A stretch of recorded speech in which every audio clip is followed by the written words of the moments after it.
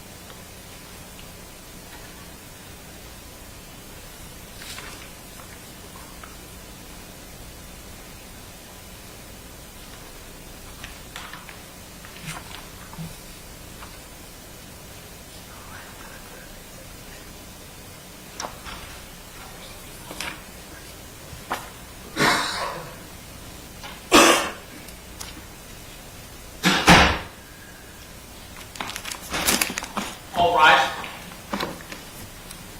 County Comprehensive Court is now in session. Judge Kevin T. Miles presiding. May be seated. Please be seated. Welcome, ladies and gentlemen. We on the record? Yes, sir. All right. Let's bring Mr. Bumpass out, if you don't mind. I'm going to have him seated at council table throughout the sentence. Oh, okay.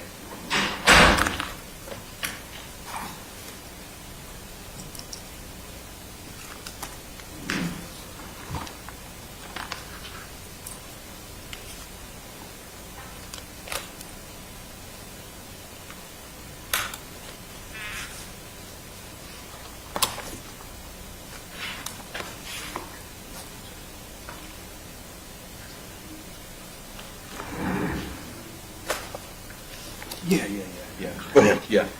Wait.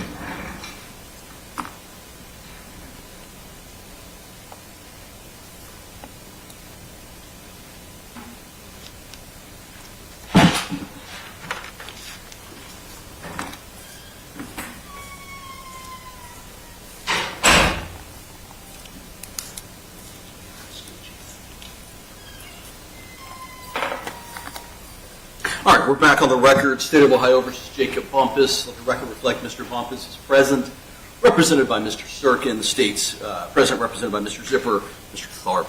We're here for sentencing. Mr. Bumpass was found guilty by jury on or about July 24th of this year. Continued the matter over, set it for sentencing. Court wanted a pre-sentence investigative report along with victim impact according to Marcy's law. I am in receipt of that. Before we begin, the court wanted to indicate that I've reviewed the pre-sentence investigative report. I've reviewed letters, victim impact statements that have been sent to the court. I've reviewed those and certainly will consider those when I impose sentence. But I wanted to let those who wrote letters know that the court's already reviewed those prior to the hearing this morning. Mr. Sturkin, have you had an opportunity to review the pre-sentence investigative report? Yes, I have, Your Honor. All right. Any errors or omissions I need to be made aware of? in the report? No, Your Honor. The only thing that I would like to request is that the court merge the two counts for purposes of sentencing. Certainly. You want to be heard in regards to the merger argument prior to mitigation? You may. Any specific argument you want to make? Not particularly. Just for the record. It's all arose out of the same common situation. Okay. For the record, reflect that Mr. Serkin's arguing merger of counts 1 and 2. Does the state want to be heard on that? Briefly, Your Honor, just as it relates to merger, the first defendant bears the burden of establishing that the offendants should be merged as allied offenses under the Ohio Supreme Court's decision in Ruff. The test for that, for merger, is determining the answers to the questions: were the offenses dissimilar in import or significance, were they committed separately, or were they committed with separate animus or motivation? And specifically, there's two cases I'd point out to the court, each from the 2nd District, with similar facts and circumstances. If you were to say that, if the court were to find that this was all part and parcel of the same act, State v. Rivera, which is is cited as 2019 Ohio 3296, found that in tampering with evidence and gross abuse of a court, the victims of each offense are the same, those being the citizens of the state, but each offense results in separate and distinct harm. The harm resulting from tampering with evidence was the unavailability of the corpse's evidence, and the harm resulting from the gross abuse of a corpse offense was the outrage to reasonable community sensibilities. State v. Revere, which is 2022 Ohio 551, again a 2nd District case, found the exact same thing as in Rivera. For those reasons, I don't believe this merged. Additionally, as it relates to the acts committed here, first, just the moving or altering of the corpse in any way is enough to satisfy that tampering. Ultimately, the discarding of Paige in the wood line at Mathis Road would be an additional act, so I don't believe that under that theory these charges would merge either. Thank you. The court is familiar with that line of cases. The court doesn't believe that these two matters merge. Counts 1 and 2, I think, are separate criminal offenses with separate criminal animus, criminal thought, if you will, involved in each. Separate harms. Certainly, the tampering itself basically is the removal of the body to Ohio. The abuse of the corpse is certainly the manner of disposal in the woods against public or sensibilities of the public. Certainly, those are separate crimes. They do not, in the court's opinion, merge. So let the record reflect that the merger argument was made. The merger is overruled. The court finds these two, counts 1 and 2, do not merge for sentencing at this time. Now we've dealt with merger. Mr. Serkin, is there any specific mitigation that you'd like to offer at this time? At this time, Your Honor, we do not. As the court is well aware, from our motion for new trial and judgment for acquittal, this matter is going to be appealed. And we think it's in the best interest for me as well as my client that I respect his right to remain silent as provided by the Fifth Amendment to the Constitution, and we stand with that protection. Thank you. Thank you, Mr. Serkin. Mr. Bumpass, I have to give you an opportunity to be heard. I understand that you have a right to remain silent and that the matter may be appealed, but I still have to give you that procedurally, give you that opportunity to be heard at this time if you would like. Is there anything that you would like me to consider in regards to mitigation and sentence today? No, sir. Mr. Zipper, Mr. Thorpe, State, want to be heard in regards to sentence? Your Honor, as it relates to the purposes and principles of sentencing and the seriousness and recidivism factors in Revised Code 292912, as to the seriousness of the offense, Your Honor, you presided over the entirety of this trial, so you're familiar with the facts of the case. But all that Donna, Brittany, and Paige's family wanted to know from the beginning of this is what happened to Paige. And unfortunately, we may never know. And that rests entirely within the hands of Jacob Bumpass. At the very least, Paige was found after nearly 10 years, from the time that she was seen with Mr. Bumpass to the time that he traveled with her from his home in Kentucky to Ohio and ultimately discarded her in those woods at Mathis Road. And 10 years from when Paige's family, friends, and members of the public were searching for her locally and across the country. And in all that time, he knew where Paige was. He didn't tell any of them. He didn't help any of them. He didn't provide any comfort or closure, only slamming the door in their face. Donna testified in this trial, and he stared at the ground through her testimony. He couldn't bring himself to look at her. As it relates to from September of 2010 through now, September of 2023, the defendant in this case has shown less remorse than any defendant that I've ever encountered. As it relates to the seriousness of tampering with evidence and abuse of a corpse, I believe these are the most serious forms of the offenses. And as it relates to recidivism, the defendant has previously been convicted of felonies in Kentucky. He was on parole at the time of the offense. In addition, he's had his parole violated in 2 separate felonies, both as it relates to this case and then again, according to PSI, and again in 2012. So he's been on parole. He was on parole at the time of the offense. He has prior convictions, and he's violated that parole. So I believe that recidivism is certainly more likely despite any time frame that's passed from the acts committed here and the time of sentencing now. So for those reasons, this being the most serious form of offense and recidivism being more likely, the state is recommending the maximum amount of time allotted under these charges, which would be a total of 4 years. And, Your Honor, additionally, I know some of Paige's family members would like to speak. If the court would like that at this time. Certainly, the court will hear from them. This is their opportunity to do so.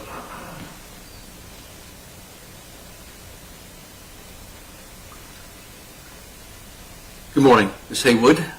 All right. Good morning. Just for the record, would you give me your full name just for the record again? Yes, Brittany Haywood. Ms. Haywood, certainly I've read your letter that you sent to the court as a victim impact statement. I'm considering that.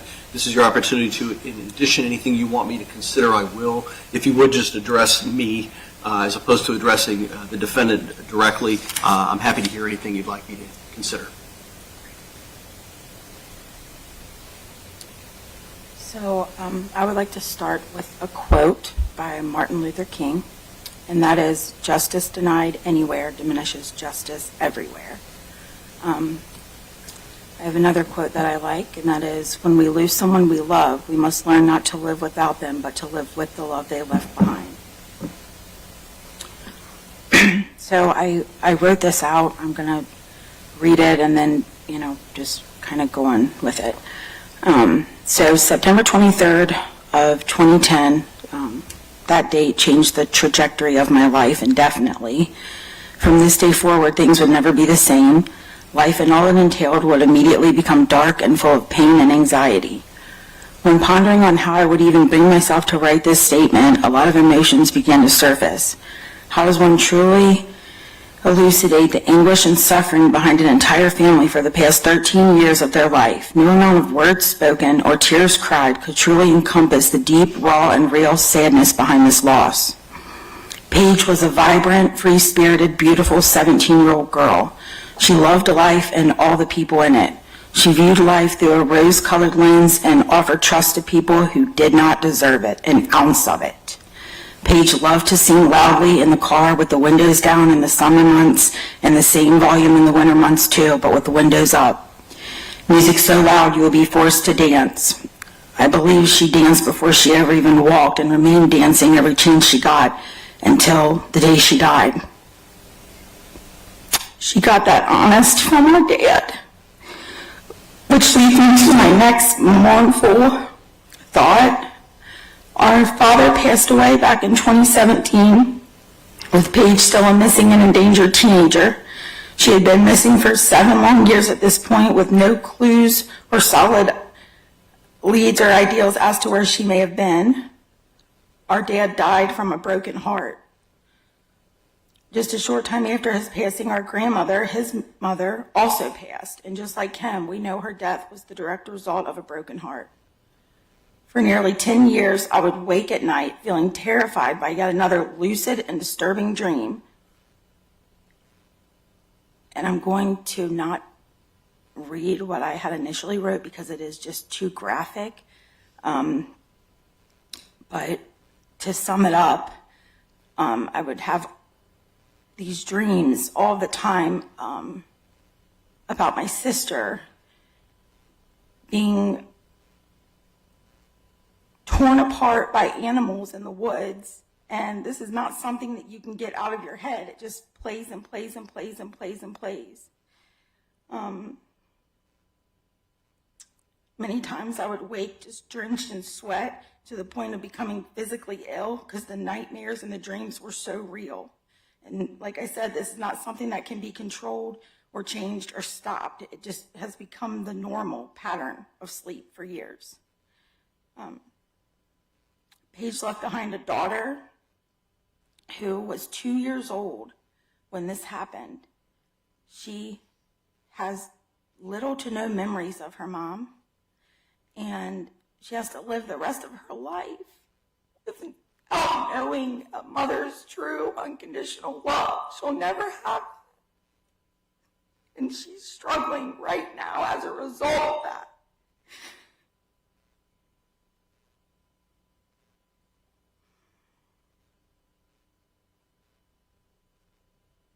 My mother and her depression and the toll that it has taken on our entire family is immeasurable.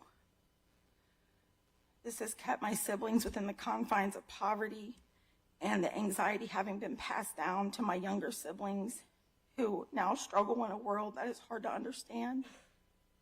My mother has become so paralyzed by the grief that there have been so many times, especially in the first 5 years, where she could not move from the bed for weeks, even months, unless forced by my grandmother to shower and eat.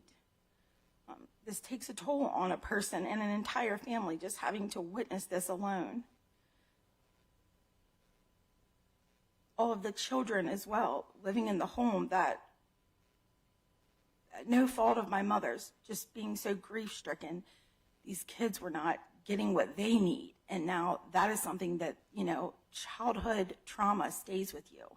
And my children living in the home, my siblings living in the home, witnessed her just inconsolable, just, there really is no word for it, just constant crying and just, I don't have words really.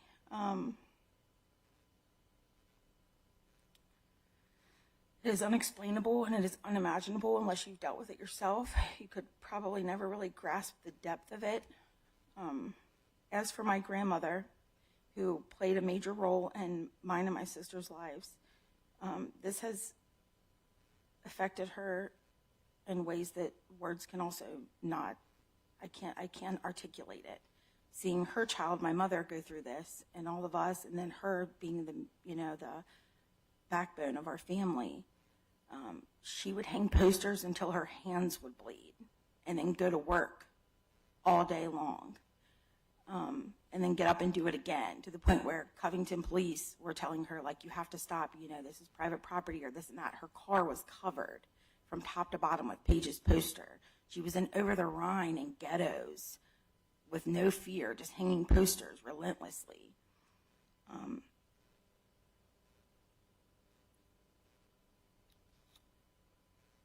And as for the defendant, I continue to be astonished, angry, frustrated, and shocked at the 100% lack of remorse and accountability. For years, he and his family, I know they have TVs, and I know that they have seen us beg and plead and cry and grieve and just for something, just tell us where she is. Never so much as, nothing ever. I can't even wrap my mind around it. It takes a sick individual to do what the defendant has done and to carry on with his life as if it never happened. And then today is just another slap in the face to not even say that he is sorry for our loss. I was expecting, considering this is somebody who is supposed to be a friend of my sister's, you're not even sorry for the loss of her? Well, of course you're not, because you're responsible. The lack of compassion is just, it's disgusting. It's vile. And the fact that he has escaped this accountability for all of these years. And I also just wanted to speak on, I know there was something at some point, there was a remark made about our TV appearances as if they were some sort of sport, and that couldn't be further from the truth. It was, and it still is, a painful encounter each and every time. It's not something that's enjoyable to get on there and be vulnerable, begging somebody to tell you where your loved one is.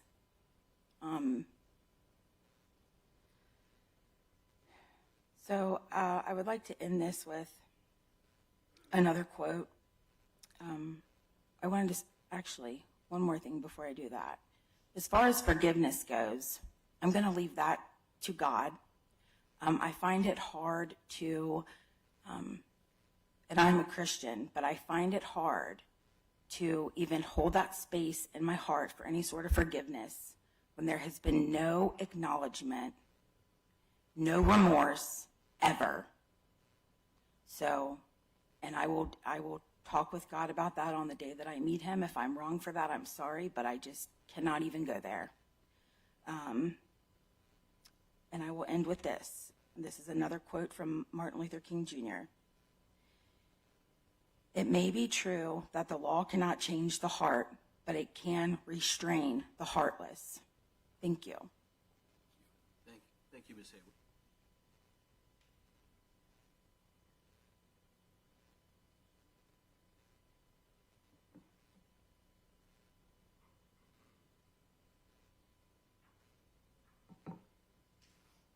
Good morning, sir. Would you care to give me your full name? Garrett Isaiah Johnson. Ms. Johnson, what would you like me to consider, sir?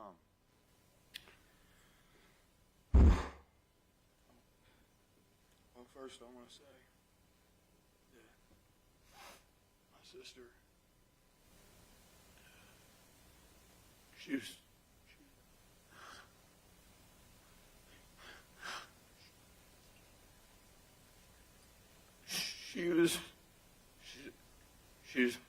she's my best friend in the whole world.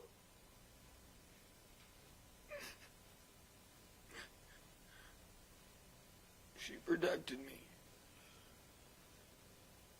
and made me smile. And one day, that was just all gone. It was taken from me. So, to the man that let my family suffer and sit and wonder for 10 years where she was, I don't know what happened that night, but I do know my sister was taken from me, and my life was never, ever the same. Everything around me started to crumble and slip away. I found myself trying to make it all go away in any way that I could. I fell deep into a drug addiction that took years away from my children and my family. Just trying to make it stop.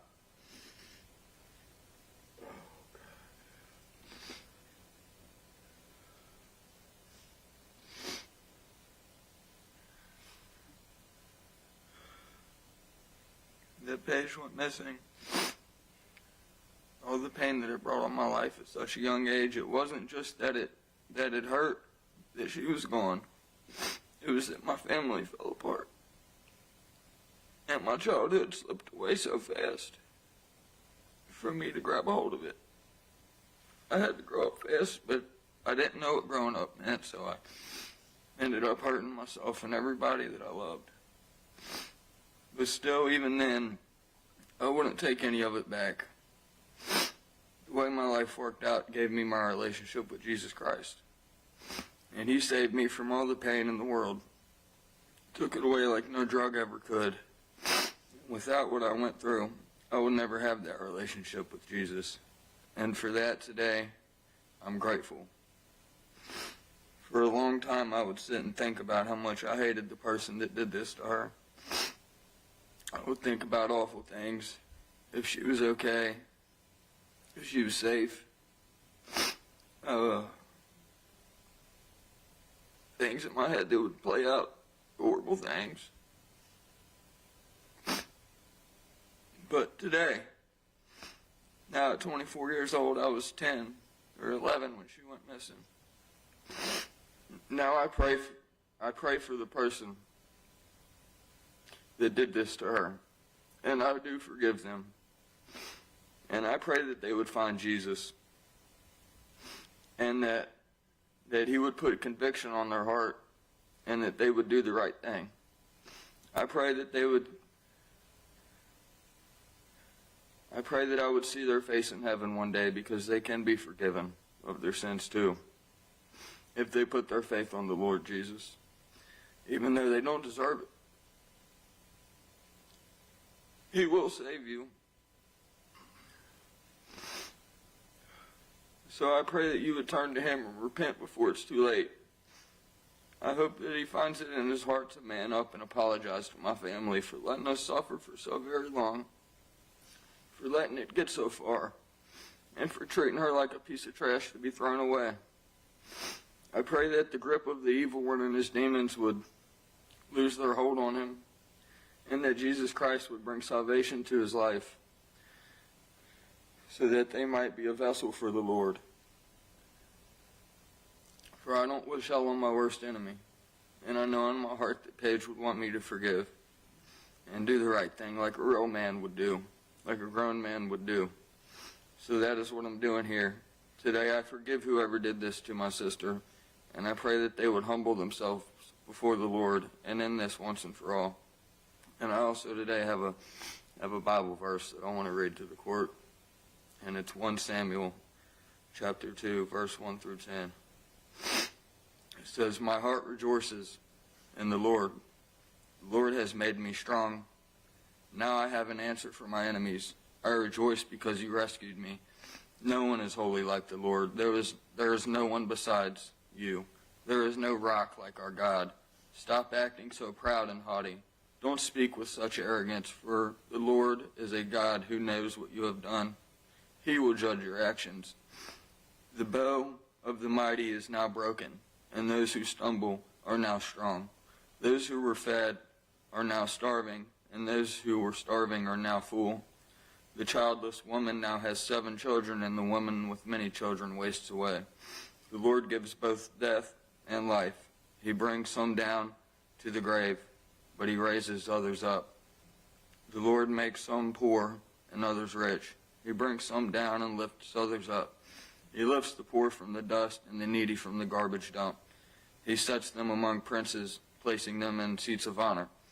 For all the earth is the Lord's, and He has set the world in order. He will protect His faithful ones, but the wicked will disappear in darkness. No one will succeed by strength alone. Those who fight against the Lord will be shattered.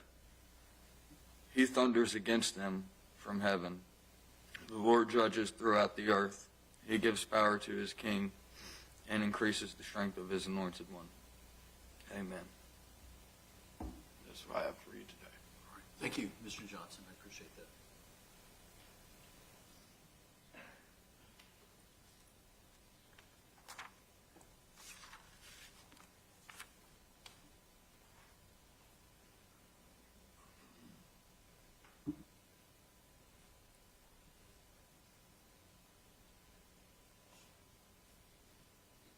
Good morning, Ms. Johnson. Good morning, Your Honor.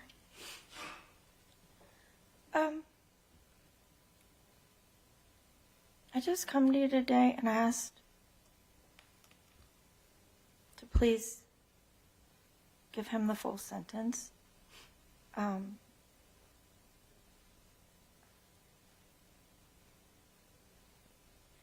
What was taken away, my child, my baby, my daughter. There's so much grief and sorrow inside of me. And I don't think it'll ever be gone until I meet her again in heaven. And,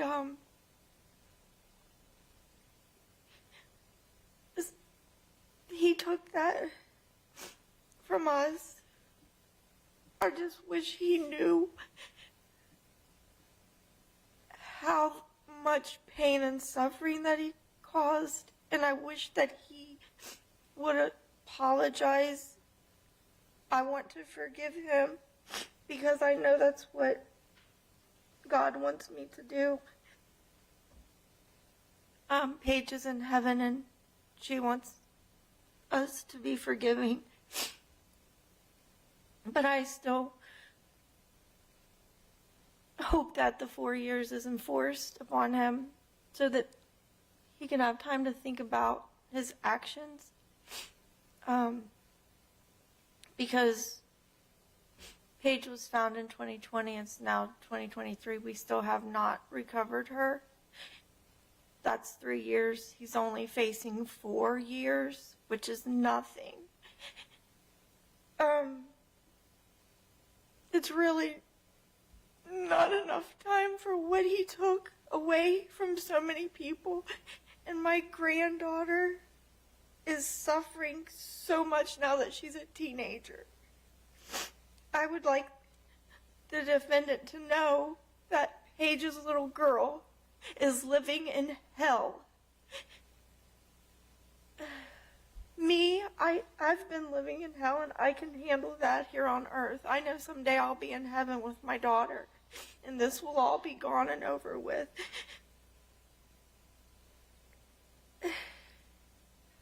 Mackenzie wants to talk to Jacob. When I got to see her last, she just kept saying, "Can I talk to him? Can I talk to him?" I don't know. I told her maybe she could write him a letter. I don't know if he would read it.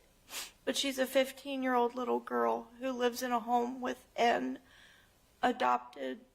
stepmother adopted her, and she does not receive the love the other children in the home receive. She is mentally abused. She's not allowed to speak her mother's name. Her dad is not allowed to speak Paige's name. She lives with a woman who is jealous of a 17-year-old girl who was, I believe, to be murdered and left in the woods. She was left in those woods with no dignity. Like he took that from her. Like he just left her for animals to eat. And I just don't understand how he could have done that. But there's a little girl out there who looks just like her, who is suffering so much. I want him to know how bad Mackenzie suffers because she doesn't have her mother. I showed her a video of her mom holding her on her hip and playing with her, and then another video of Paige holding Mackenzie on her belly, laying down, and they were laughing and playing, and she was saying, "Who's your mommy?" and say, "Mommy." And when I showed Mackenzie this video, she cried so hard, and she said that Cassidy doesn't love me like that. And that's the woman that adopted her.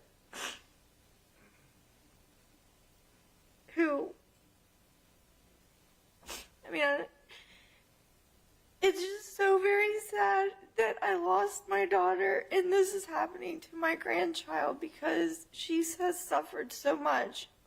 And this really messed her up. I prayed that, God can heal her, and I know He can.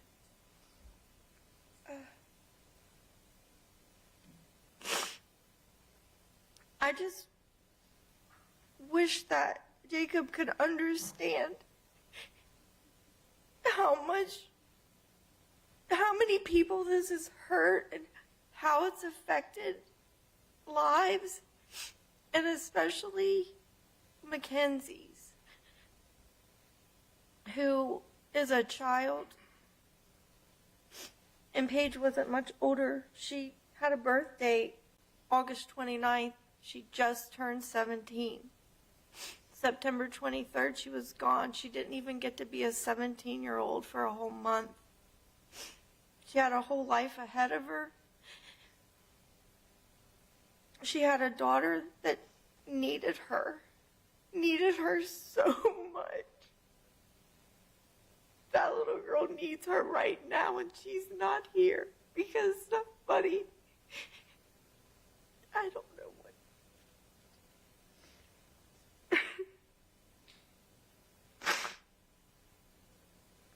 ask you to think of Mackenzie today.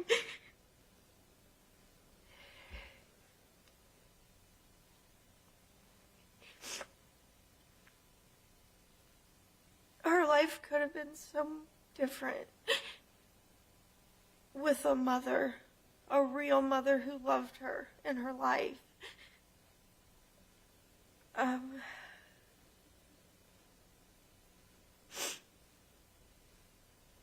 And I do pray for the defendant that he will change, God will change his heart and reveal to him, you know, that I think maybe he just doesn't think about it because he knows how bad it is, or doesn't want to face it, but he has to face it eventually when he goes before God, so he should probably maybe want to talk to God about that before he gets there. And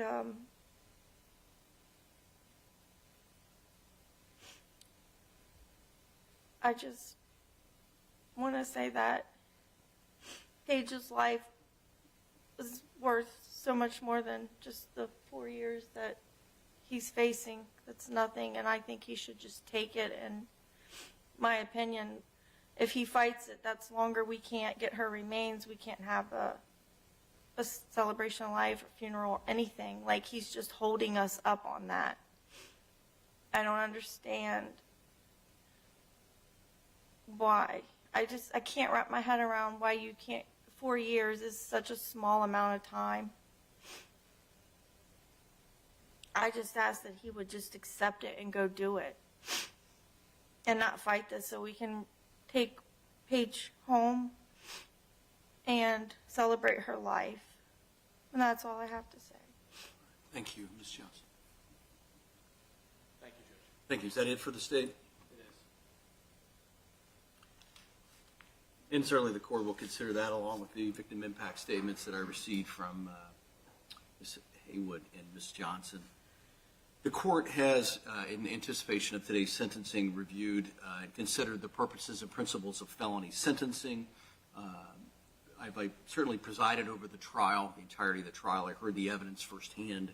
I'm considering that as well as I sentence you, Mr. Bumpass.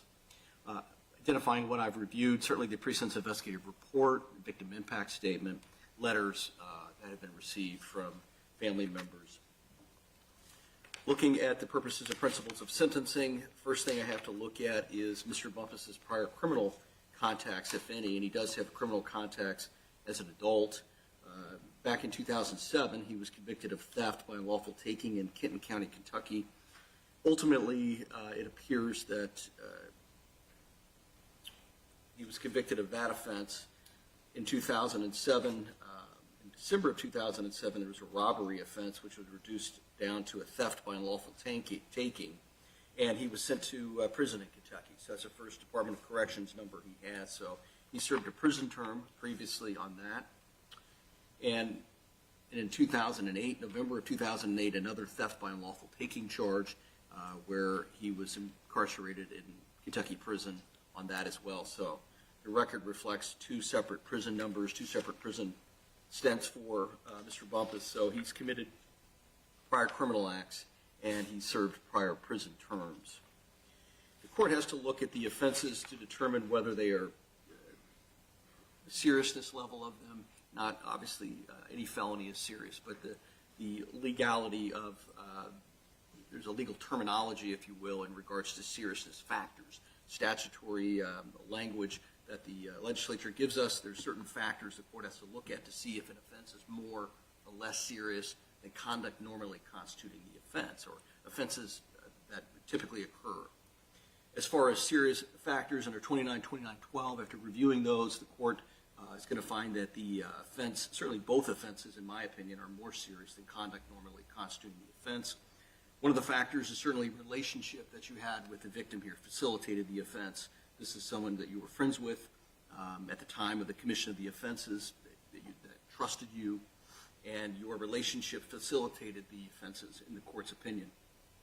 Other relevant factors as to whether the conduct is more serious I would observe that, and I would agree with the state, that these are both the worst form of the offenses. And as far as tampering with evidence goes, I see a lot of tampering with evidence charges. Typically, that's somebody hiding, contraband or drugs or something like that on the floorboard, throwing it out the window. This is on the whole other scale. This is you secreting certainly a body as potential evidence against you. So this would be, on a scale of 1 to 10, this is the 10. This is the absolute worst form of a tampering with evidence charge that I have seen through my experience. As far as the abuse of a corpse, you don't see a lot of these type of cases, but they do exist where someone's taking pictures of dead bodies in the morgue or whatever it may be. This would be on the other end of that spectrum. Here, this is you disposing of Paige Johnson's body in a manner, I think it was described as disposing her like trash by the prosecutor. So that's exactly what we have here. As an abuse of a corpse, I think this would be the worst form of that offense as well. And certainly your efforts to tamper with that body and that evidence precluded certainly law enforcement from determining any type of cause or manner of death. So I think it's the worst form of the offenses. As I see your prior criminal history, Mr. Bumpass, I see an escalation in criminal conduct. You go from theft-related offenses where you went to prison on this to these type of offenses, which in my estimation are much, much more serious. So there's an escalation of criminal conduct. Recidivism factors under 2912D, that is his likelihood to reoffend. I would find that recidivism on whole is more likely at the time that you committed the offense. You were under release from confinement, specifically at the time of the instant offense.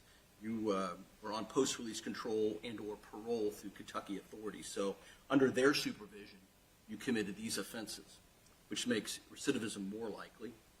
You, as I alluded to, have a prior history of criminal convictions, and you've had other contacts with other courts that did not deter you from committing this offense. In other words, you've not been rehabilitated to a satisfactory degree prior to committing this offense, and you've not responded favorably to sanctions previously imposed for other criminal convictions.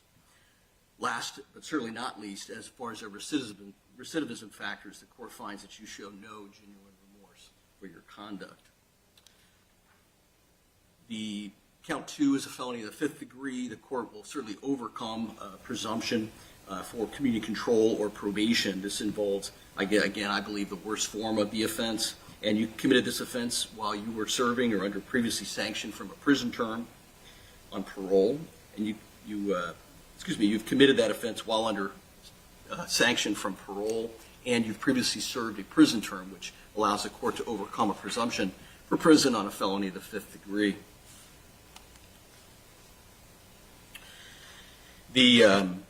Certainly the pain, suffering to the victim's family is unmeasurable. For many years, you've avoided the consequences of your actions. We've heard that said today, and I think that is certainly true. The courts considered the purposes of principles of sentencing, including the minimum sanctions necessary to accomplish the purposes of sentencing without imposing an unnecessary burden on state and local government resources. Just so the record's clear, I'm finding that the offenses both are more serious than conduct normally constituting the offense, and recidivism is more likely. I'm finding that prison is consistent with the purposes of principles of sentencing, that community control is not, and you are not amenable to available community control sanctions. Ms. Haywood, when she began her statement this morning, and had a quote from Dr. King. It's actually, he's quoting I can't offhand tell you who it is, but it's an older quote from an old jurist, and it's an old proverb, if you will, or saying in the law that justice delayed is justice denied, and that is certainly the case here. Ms. Johnson's family's waited, I think, 13 years for you to be brought to in front of a jury of your peers. What struck me, I guess, listening to the evidence was the callousness that she showed and the indifference, lack of compassion. And the best, I think, example of that was the testimony of Ms. Johnson, where As the mother of a child who's been missing for less than 48 hours, you're the last person seen with her. She goes to your home to inquire, hey, you're her friend, have you seen my daughter? And you slam the door in her face. Doesn't get much more cold-blooded and callous than that, Mr. Bumpass. No empathy for what happened to Paige, no empathy for the family, no concerns for Paige's body or her remains. This is a friend, somebody that trusted you that evening. We've certainly escaped punishment for, I think, 13 years. But what's clear now is that everyone sees you, knows the truth, and knows what you did. I have to sentence Mr. Bumpass within the bounds of the law. The law here, there's a tampering with evidence charge, which carries a maximum 36 months in prison, and the abuse of corpse charge carries a maximum prison term of 12 months. So 4 years is the maximum that I am allowable or permitted under the law. These crimes don't, if these crimes don't warrant the maximum term, I'm not sure what does. 4 years maximum possible penalty certainly does not equate to the severity of your actions and the harm that you've caused to Ms. Johnson's family, to the community. But I don't make the law. I enforce the law. And I'm going to impose the maximum penalty that I can impose in this circumstance. In doing so, I'm going to find that prison is consistent with the purposes and principles of sentencing, that on count 1, you will be ordered to serve 36 months in the Department of Corrections. On count 2, you'll be ordered to serve 12 months in the Department of Corrections. You will serve those consecutively for an aggregate prison term of 48 months or 4 years. In order to impose a consecutive sentence, I have to make findings, which I'll do so at this time.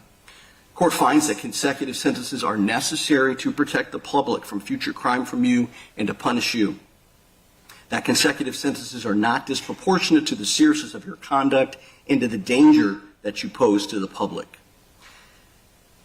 Consecutive sentences are necessary to protect the public from you. You are highly likely to commit future crime given your history of criminal conduct, the lack of remorse, the danger you pose to the public, and certainly the manner, the callousness of the crime, I think. So certainly consecutive sentences are necessary to protect the public from future crime, which looks primarily at your prior criminal history, and I see an escalation of criminal conduct there. It's not disproportionate to the seriousness of your conduct and the danger you currently pose to the public. The court finds further that you committed one or more of these offenses while under post-release control for the felony offenses in Kentucky. You're on parole in Kentucky when you committed these offenses.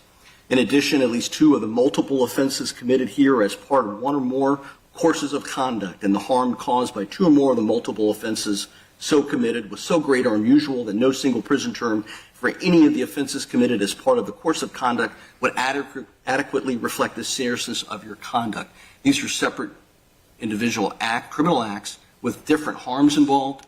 To run these concurrent or together would demean the seriousness of the tampering with evidence charge and the separate abuse of corpse charge. And finally, you have a history of criminal conduct that demonstrates that consecutive sentences are necessary to protect the public from future crime by you. In imposing the consecutive sentence and the maximum sentence, the court has considered the aggregate term here of 48 months, which is certainly proportional to the crimes here, the harm caused, the necessity to protect the public.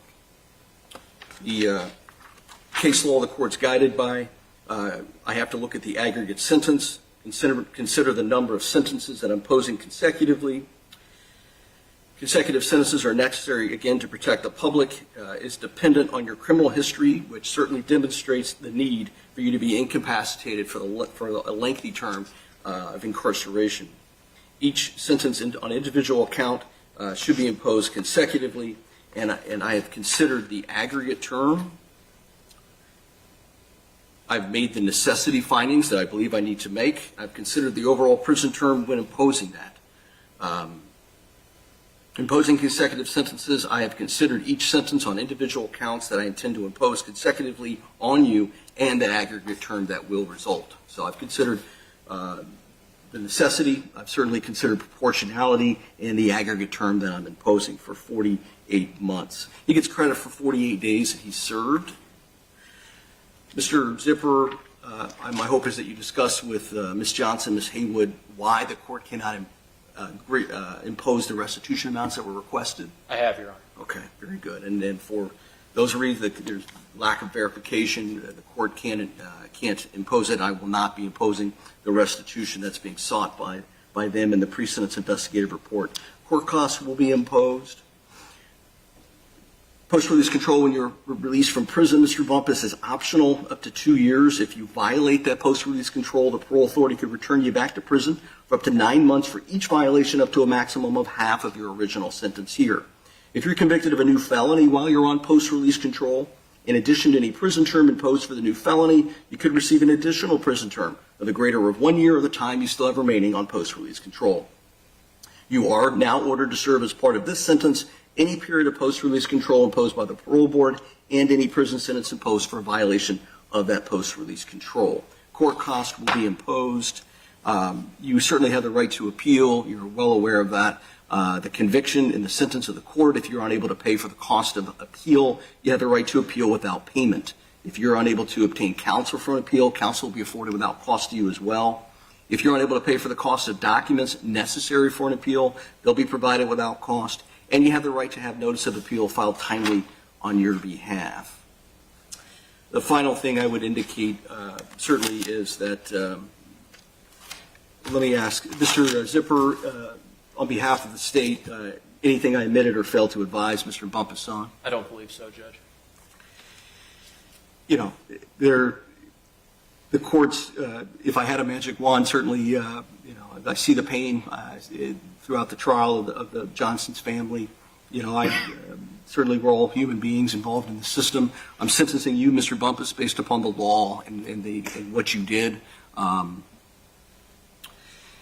alone, without concern, if you will, in regards to that. The court has to approach that in a very methodical way in order, but certainly the court understands I can't understand the pain, but I understand the circumstances here. And my hope is that the family of Ms. Johnson is able to find some peace now.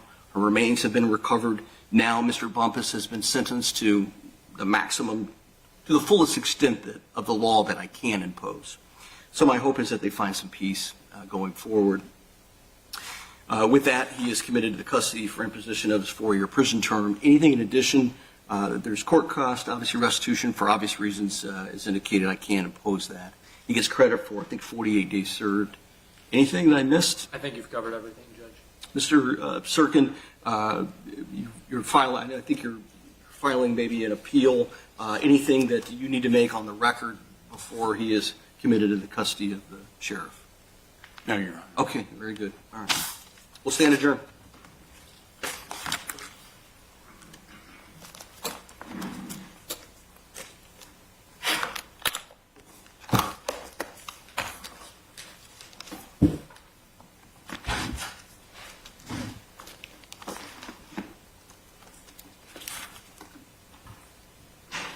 All rise.